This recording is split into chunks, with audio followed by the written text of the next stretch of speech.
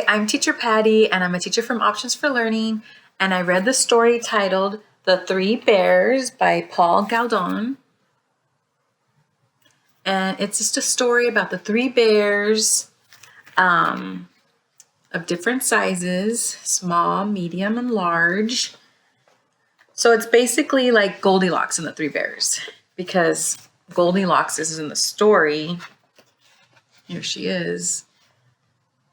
So she comes to their house and she eats their porridge and she sits in their chairs.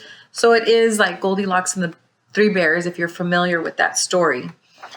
But in the story, they talk about the different heights. So this is the wee small bear, this is the middle-sized bear, and this is the great big bear. So we have the three different sizes.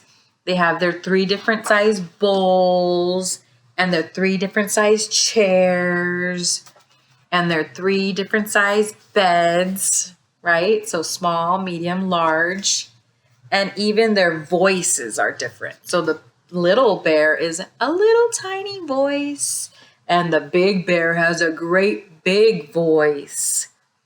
So that kind of gives your child the understanding of size and the different size and the different voice, the sound of the voice. And so it's starting to give them that clearer understanding of height and size and different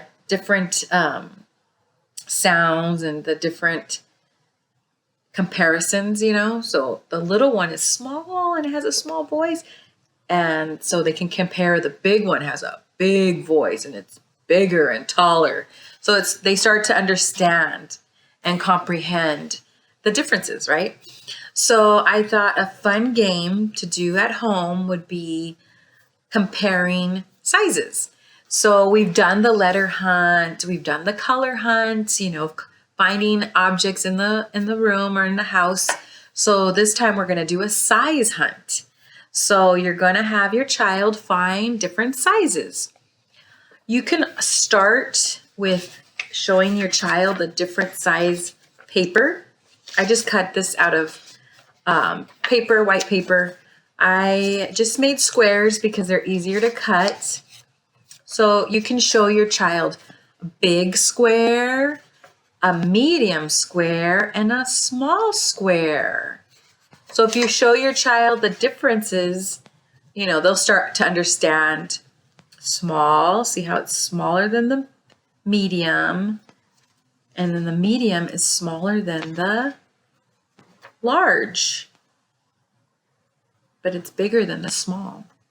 So they start, they need something concrete. They need something visual to understand the difference. So you can start something like that. You can cut it out of paper, cut it out of a magazine, even a paper towel, anything you have at home, just so they can see the differences, right?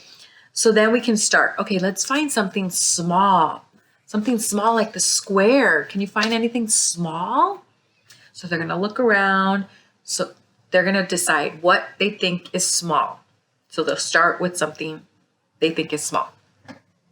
So let's pretend they found this bear. Oh, look at the little yellow bear. Yeah, that is small. Look how small it is. And you can even describe or help them describe. Look how small it is. You have to hold it with your 2 fingers and it's so tiny. It barely fits in your little hand. You can just barely hold it. So small, you have to pinch it together. Right? So you have to use your fingers, little fingers, to hold it. And then you can say, okay, you have something small. Now let's find something big, bigger than the bear. So they're going to look around and decide what is bigger than the bear. So they found this moose. You're right. And you can put them up next to each other. You're right. Look, the bear is smaller than the moose. So you're giving them those words. You're giving them the opportunity to compare and put them next to each other. Oh, look, the moose is very tall and the bear is very small. And you can even ask them, how do you think the moose will sounds. What do you think his voice will sound like? And they might even make a big voice. And for the bear, they might make a baby voice. So just have fun with it, have fun with the differences of big and small. And then you can even ask for a medium size. What do you think is in between these two? Bigger than the bear, but smaller than the moose. So they're going to look around. They're going to decide, what is bigger than the bear, but smaller than the moose? So they're going to look around, and let's pretend that they found this bug. I think this bug is bigger than the bear. Put them next to each other. You're right. It is bigger than the bear. But is it smaller than the moose? Let's see. And then you're going to compare. It is smaller than the moose. So you're right. It is a medium size object. Oy. So you can put them together so you can compare them. It's probably easier if you lay them down, but so you're comparing them, and then you can play the game again. Okay, let's find something that's small again. They're going to look around and, I found something that's small. This coin is small. So let's find something that's bigger than the coin. They're going to look around and found a crayon, and you're right, it is bigger. So just continue, have fun. Any objects they can find, and let them compare. Let them put them against each other. So if I had this marker and this crayon, let them put them side by side so they can compare the two, right? So they can say, let me see if this one's bigger. Which one is bigger? So they're going to start to understand height. They're going to start to understand comparison, comparing the objects. You can even extend it if you have a measuring tape at home. They can even start measuring, or a ruler. If you have these measuring tools at home, your child can start measuring objects and see how high, how tall they are, or how small they are, and what the difference is, If you don't have any of these at home, you can even make your own. So I made my own by just cutting a strip of paper, and I didn't even measure it. It's not accurate. It's not like exactly, 1 inch or 2 inches. No, it's just fun. It's just for fun. I just cut it out. I just wrote the numbers, kind of separated them evenly, as even as I could. But it's just a fun tool so your child can start to understand length and height, and start to understand, the concept of 1 inch, 2 inch, 3 inch. So they can start measuring their objects. So I'll show you the crayon, and you can even ask them, let's see how tall the crayon is. And they'll put it against the paper. Oh, it's up to 4. So that is taller. What do you think is taller than 4? What do you think would be higher than 4? Let's find something that would be taller than 4. And then they can get a marker. Let me see. Oh, yeah, it's up to 6. So you're right. This is taller. So this is just a fun extension for measuring, this little tool. So this experience, this little game that you play about comparing, is just fun for them to start understanding small, medium, large concepts.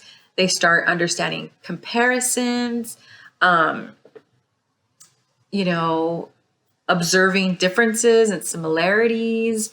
They're going to start understanding that. And those are all pre-math skills. So all those little fun things of comparing and sizes, these are pre-math skills.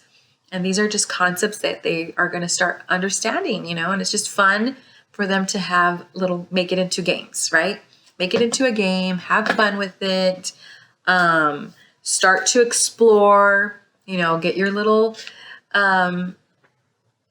measuring paper out and start measuring things. They can even measure themselves, they can even measure themselves with siblings, parents, shelves. They can even, let me see who's taller, the shelf or me, am I taller than the shelf or am I taller than the table? They're going to start measuring and see which one is taller, which one is smaller. And it's just fun game, and just make it fun, and they'll start learning and they start understanding, and it's just giving them that opportunity to understand that concept. So when they do start learning math concepts when they get older, kindergarten, first grade, they already have that. They already have that previous experience and previous knowledge that you introduce them with. And it's just a fun game, Don't make it hard, don't make it difficult, make it fun, and they will really want to learn more about it. Okay, so I hope you enjoyed this activity. I hope you join me on the read aloud for the 3 bears, and I will see you next time. Thank you. Bye-bye.